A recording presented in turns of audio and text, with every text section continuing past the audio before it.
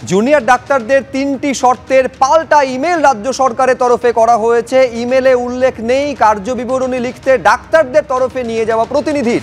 বৈঠকের কার্যবিবরণীতে থাকবে দুপক্ষের সই, ইমেলে জানিয়ে দিলেন মুখ্য সচিব, কিন্তু উল্লেখ নেই ডাক্তারদের তরফে ভিডিওগ্রাফি, বৈঠকের পরই ভিডিও ফাইল দেওয়ার শর্ত। অর্থাৎ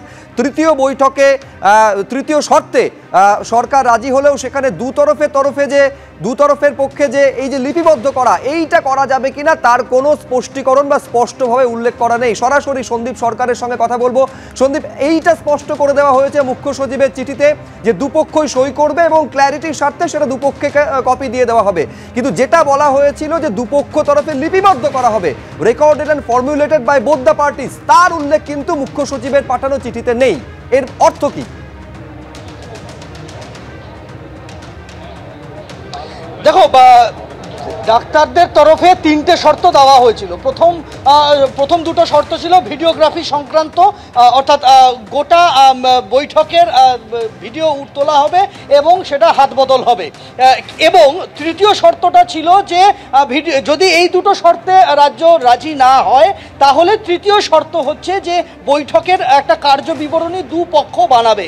অর্থাৎ সরকার একটা কার্যবিবরণী তৈরি করবে এবং যারা আন্দোলনকারীরা রয়েছে তারা একটা কার্যবিবরণী বানাবে এবং দুপক্ষ সেটা স্বাক্ষর করে দুপক্ষের হাতে তুলে দেবে।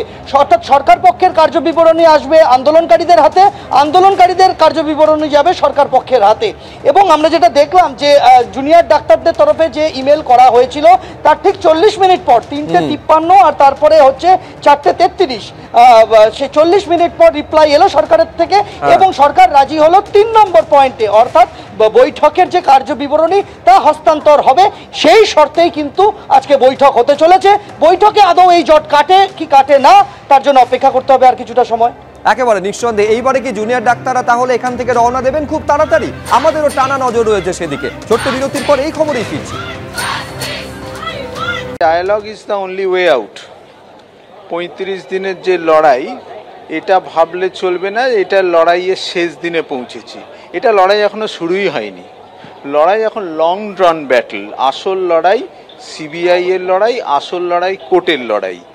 এই মুহূর্তে যেটা প্রয়োজন সেটা হচ্ছে ডায়ালগের মাধ্যমে যাতে জনস্বাস্থ্য ঠিক জায়গায় থাকে সেই দিকটা দেখা। এবং আমার যারা সন্তানরা আজকে এখানে দাঁড়িয়ে আছেন, আমি খুব নিশ্চিতভাবে জানি এদের প্রত্যেকে কিন্তু কাজে ফিরতেই ইচ্ছুক। আমি নিশ্চিত যে আজকের আলোচনার মাধ্যমে এই জট কাটবে, কিন্তু এটা আবারও বলছি, বারে বারে বলছি, এটা যুদ্ধর শেষ দিন নয়, এটা যুদ্ধর একটা আরম্ভ মাত্র। অনেক পথ চলা বাকি আছে এবং সেই পথ চলাটা কিন্তু কোর্ট অফ লয়ের পথ চলা। আমাদের মেন উদ্দেশ্য কিন্তু অভয়ার বিচার।